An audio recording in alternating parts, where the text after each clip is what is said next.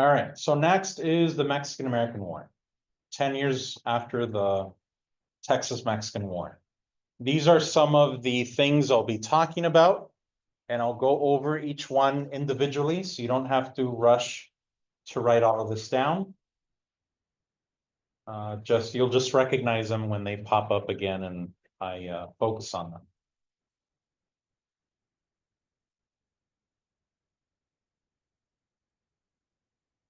We've already talked about some of the long-term causes, and basically, it's US expansion from the East Coast to the West Coast when looking at the southern half of the US.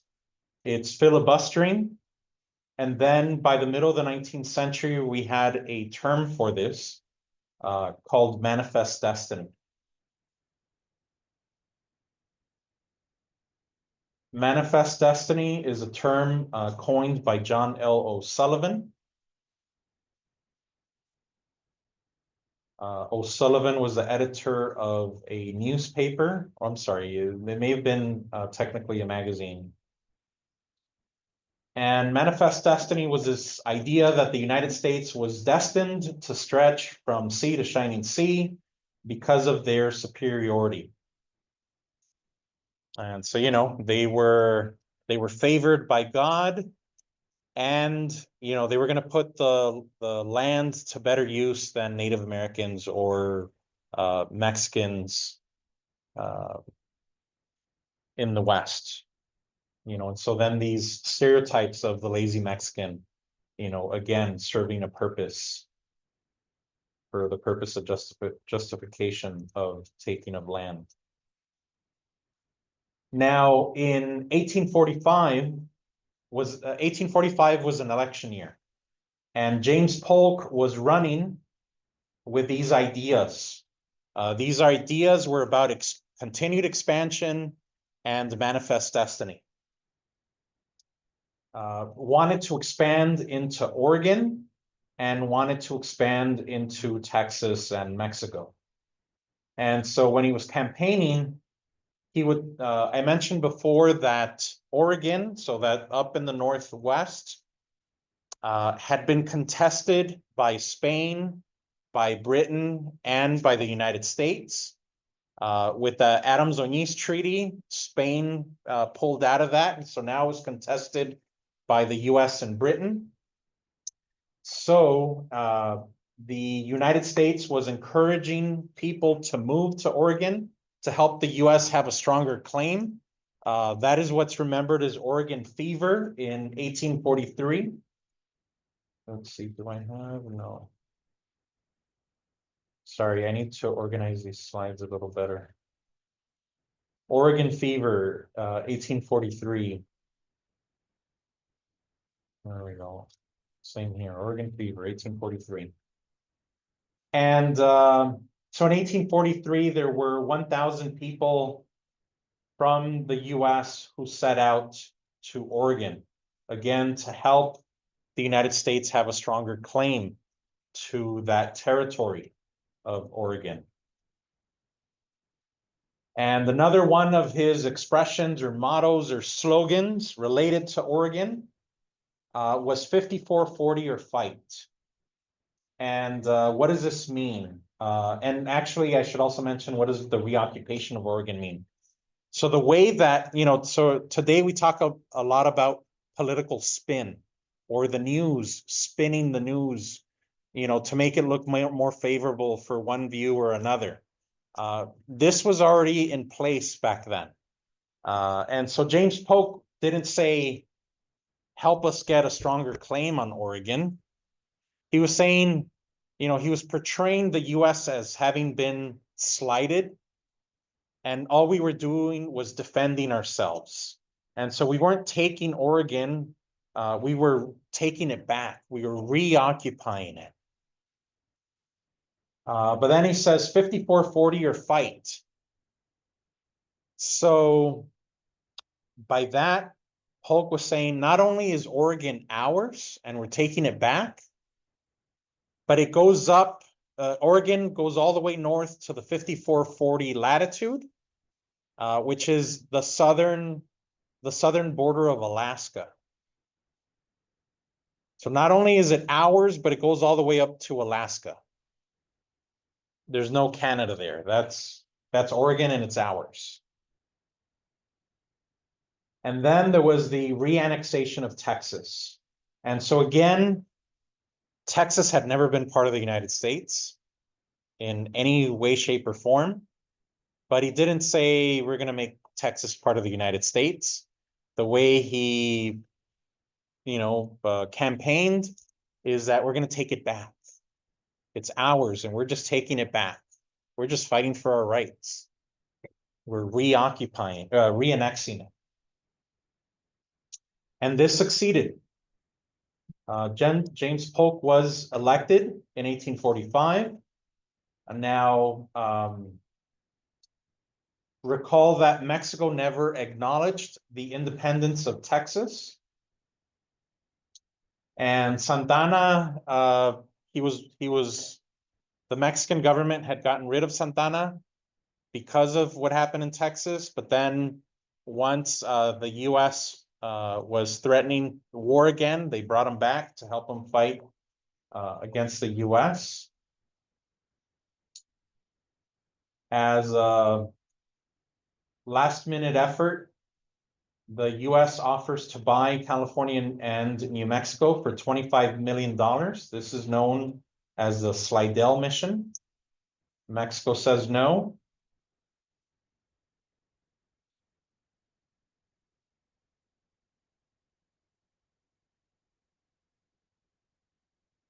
Another thing that happens here is, so Polk says he wants to annex Texas and gets elected, but he got elected but wasn't president yet.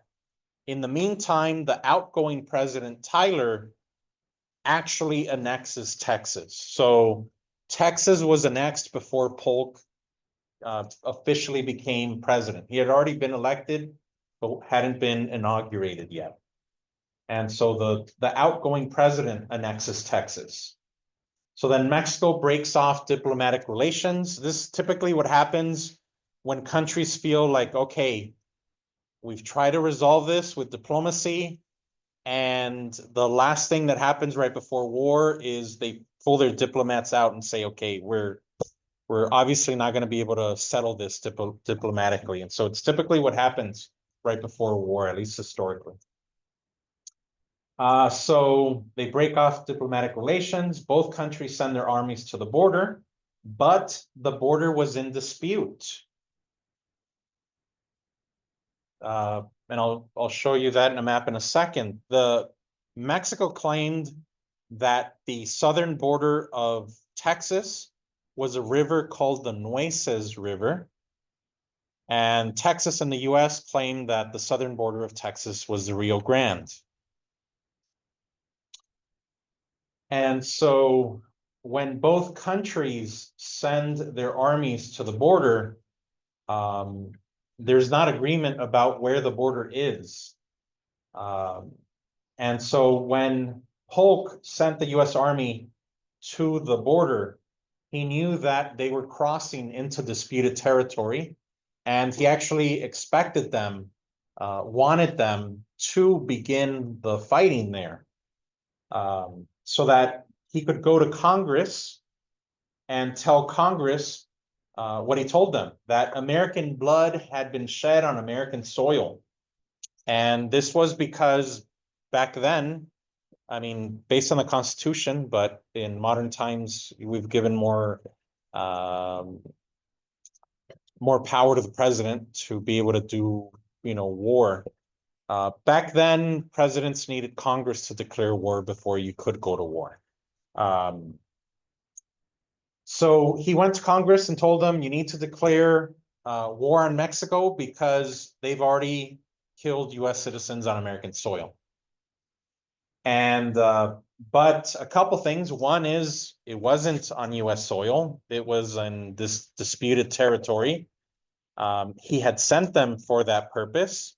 And when he told Congress that American blood had been shed on American soil, he did not have any confirmation yet that this had actually happened. He knew it would happen because he sent the army to do that, to exchange fire with the Mexican army in that disputed territory. So again, the US and Texas says it's the Rio Grande. Mexico says it's the Nueces River.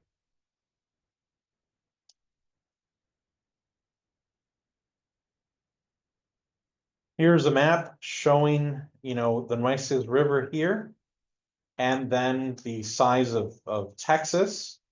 And so here between the Rio Grande and the Nueces, it's not a lot of land, but the implications out west are big. It more than doubles the size of Texas if you count the Rio Grande instead of the Nueces River.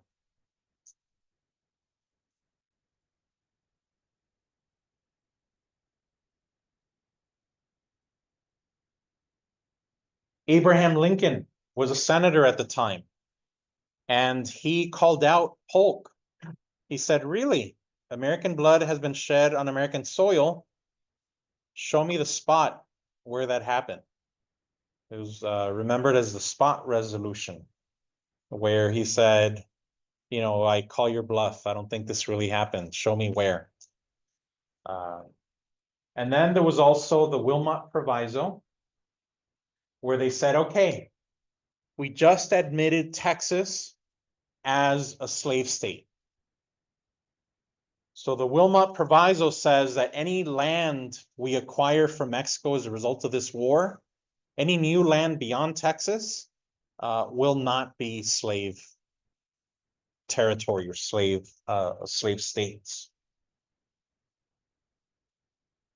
And so, there you see you can see the beginnings of, or the tension that led to the Civil War, since the founding of the country and throughout the 19th century, or the first half of the 19th century. And so you definitely see it here. All right, so the fighting begins. The US sends their army in 3 parts. One goes straight into Mexico by land. Another part is kind of hopping along the coast, making its way to Mexico City. And then another part is going straight west to California to take California and New Mexico.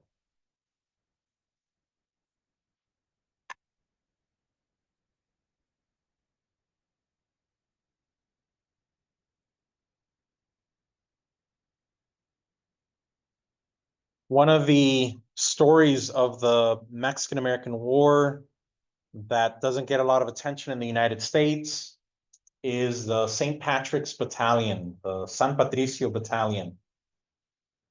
And so this has to do with, all right, so the San Patricio Battalion was members of the US military who abandoned the US military and switched sides. They joined the Mexican military and fought against the US after having been US soldiers. They were of different backgrounds, but prominent among them and the leadership were Irish immigrants. And so, the 1840s was during the Irish potato famine. And when we have lots of Irish immigrants coming to the United States, they arrive to the East Coast, Ellis Island and all that. And, but there's a few things that happen there. One is, there's a lot of tenement housing, a lot of just a lot of people, in cities, not a lot of opportunity. And so these immigrants start looking for opportunities out west, or opportunities with the military so that they can get paid. Another aspect of it is that there was a lot of discrimination towards Irish immigrants. The Irish were not seen as white. Today, that doesn't happen until after World War II. That different nationalities that we think of as white today were not yet considered white. So there's that. They were portrayed as non-white, and the discrimination towards them was very severe. We'll talk more about that later when I talk about immigration. But there wasn't a shortage of accounts where they were portrayed even as subhuman. They were highly distrusted because they were Catholic. The stereotype of them was that they would never assimilate, that they couldn't be trusted because as Catholics, they first, their loyalty first was to the Pope of the Roman Catholic Church in Rome and the Vatican.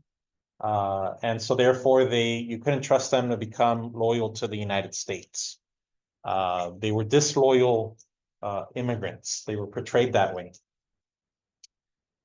So that's another incentive to join the military of the US to kind of prove their loyalty.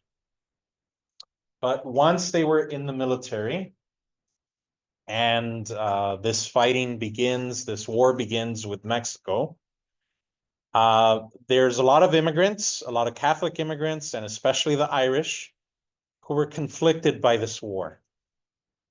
They could see a lot of parallels between how the US was treating them, how the US was treating Mexico, and how England had treated Ireland, where England discriminated against them for being Catholic and colonized them and had a lot of control over them, and were just discriminated against in England.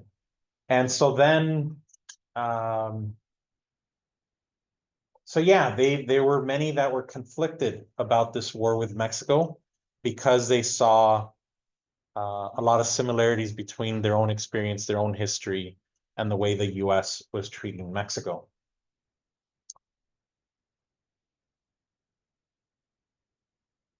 So John Riley was their leader. They joined the Mexican military.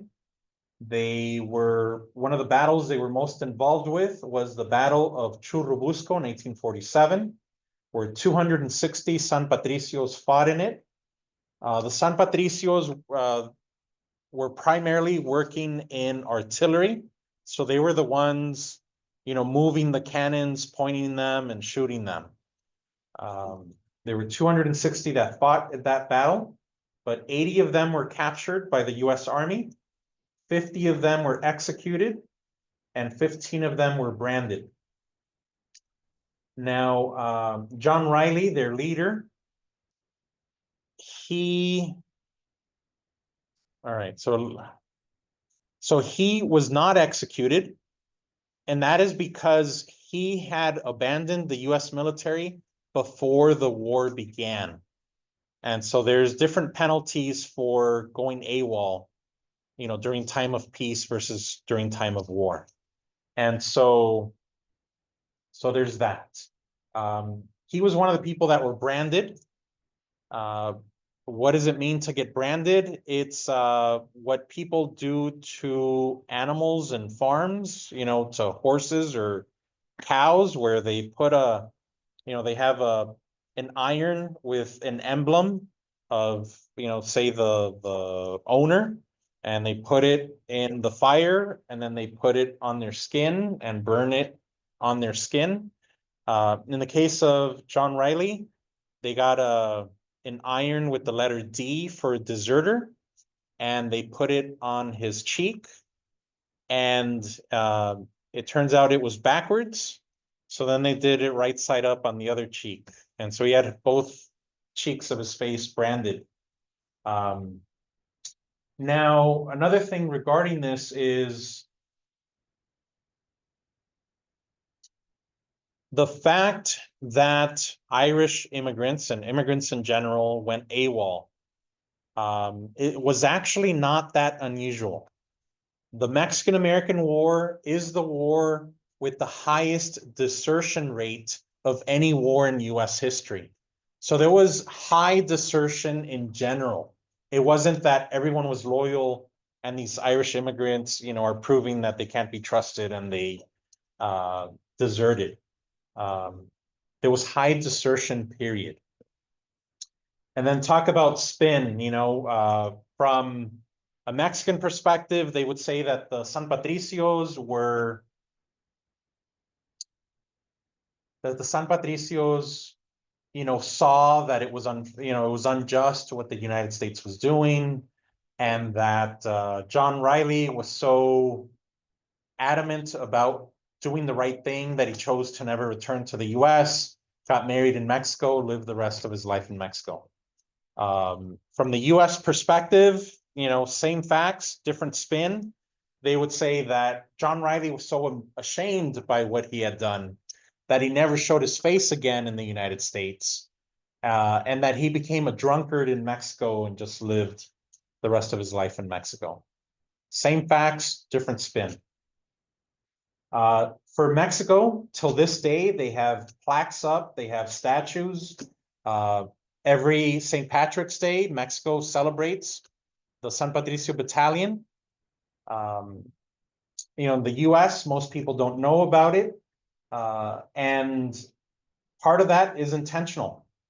Even though this happened in the middle of the 19th century, the US did not acknowledge the existence of the San Patricio Battalion for like 65 years. It wasn't until 1915 that the US officially admitted, okay, yes, there were people who abandoned the US military and switched sides during that war. Not until like 3 generations later.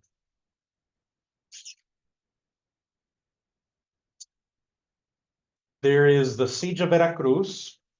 Veracruz was that same place where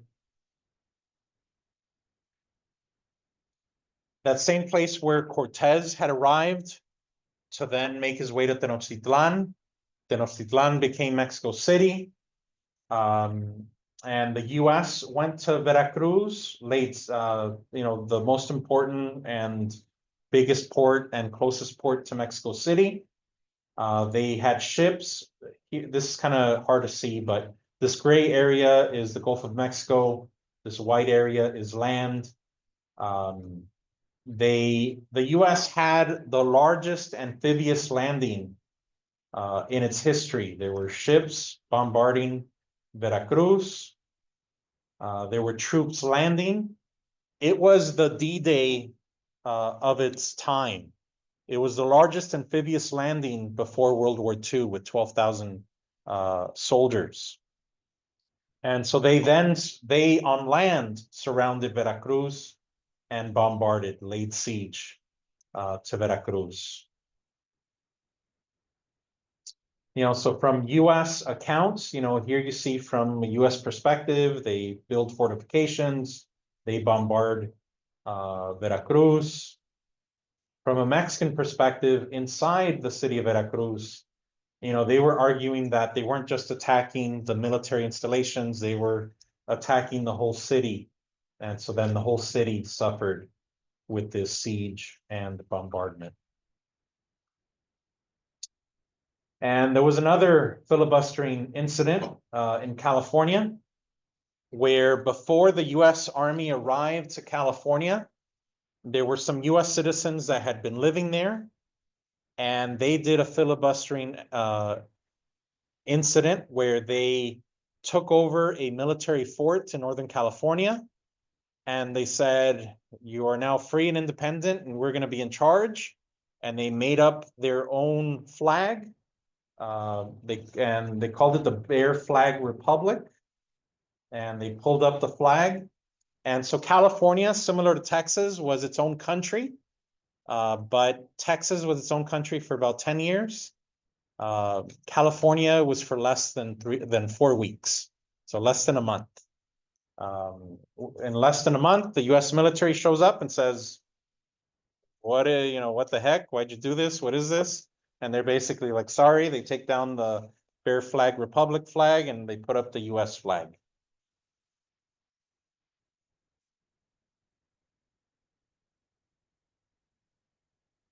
There's the Battle of San Pascual, which is one of the only battles that the US lost. And it wasn't against the Mexican army. It was against Californios, who armed themselves as best they could in California when the US Army did arrive.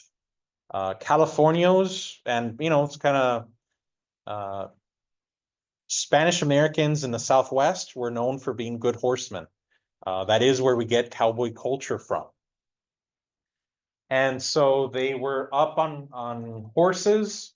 They didn't have a lot of like rifles or muskets. What they had were lances, kind of like that medieval weapon where it's a long stick with, like a knife at the tip, a sharp tip. And so what they did at the Battle of Pascual, they sent a small number of men on horses to get the US cavalry to chase after them. They chased after them. They led them into a ravine where there were Californios waiting at the top of the ravine, and they just descended with their lances on the US cavalry and defeated them.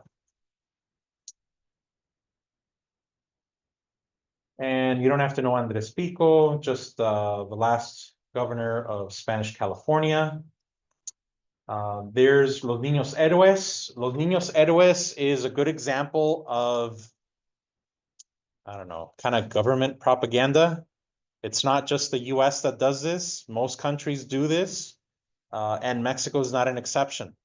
And this is an account from Mexico's basically propaganda, where so when the US Army made its way to Mexico City, one of the last battles in Mexico City was at this castle of Chapultepec, which was kind of like a JROTC, a place where young people who want to become soldiers start getting training. And so then these cadets fought against the US military, and they lost, but kind of similar to the Alamo, it's tragic. They're martyrs. And the story was that there were 6 cadets who took down the Mexican flag so that the US wouldn't take it.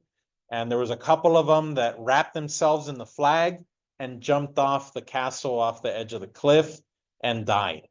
And so it was this martyr, I don't know, romantic loss and children in Mexico, are taught about the Ninos Heroes, and it's kind of it's Mexico's Alamo, kind of remember the child heroes.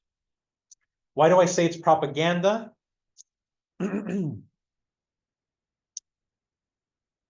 The story of Los Ninos Heroes wasn't included in history books, Mexican history books, until the 100-year anniversary of the Mexican-American War. The Mexican president in the 1840s tells a story about the Ninos Heroes, remembering the 100-year anniversary. And so then new reporters started looking into it, like, okay, wow, we hadn't heard about this. Tell us more. And so then, coincidentally, like a week or two later, they find the bodily remains of people off, just on the side of this castle of Chapultepec, and they say, look, here are the remains of these children, and we're gonna reinter them, we're gonna bury them, and we're gonna put a monument there, and that monument is still there today. But yeah, just the coincidence of like, we find the remains once the media is questioning this story. And they also weren't niños, they weren't children. Some of them were over 20.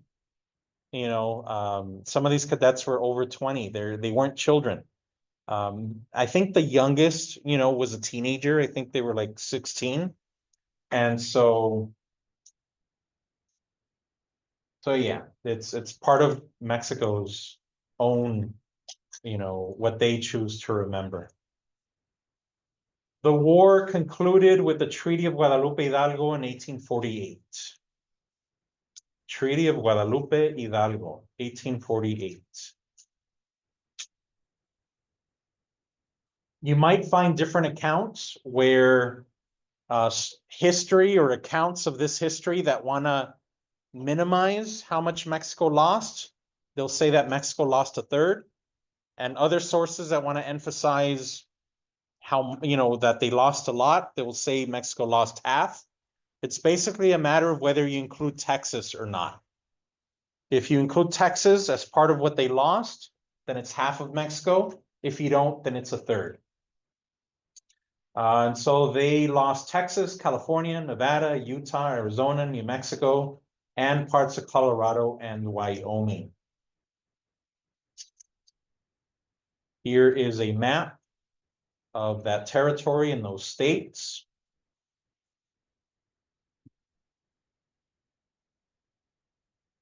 The Treaty of Guadalupe Hidalgo officially ended the war. Any Mexican citizens who chose to remain in what used to be Mexico and now became part of the US, if they stayed in that land, say in California, New Mexico, or Texas, they would automatically become US citizens within a year. And there was over 100,000 people who went through that, staying there and becoming US citizens. Article 10 was an article that was agreed to in Mexico, but once the treaty was ratified in US Congress, they cut it out. Article 10 specifically had protections for the land, the culture, and the language of those people who were to choose to remain in what became the Southwest. So that, and US Congress argued that, when they become US citizens, they're going to have the rights of US citizens, and that includes a lot of rights and protections. So you don't need to have this additional protection. But the remainder of the 19th and early 20th century demonstrates that they definitely would have benefited from these protections because their land, their culture, and their language was stripped from them. Article 11 had to do with Native Americans. Native Americans had to decide whether they were Mexicans who were going to become US citizens, or whether they were Native Americans that were going to go through the US process of being recognized as Native Americans and reservations and all that. And by the way, Native Americans did not automatically become US citizens until 1924, so like 75 years later. There's the GATT. Oh, and the Treaty of Guadalupe Hidalgo they gave Mexico $15 million. $15 million for the Southwest. And then they gave an additional 10 million just for the Gadsden Purchase. So, it adds up to the same amount they had offered before the war. Before the war, the Slidell mission offered 25 million. It's like they already had that money appropriated for this purpose. So they gave 15 for the Southwest. Then they decided they wanted a little additional strip for building the Transcontinental Railroad. And so they gave those additional 10 million.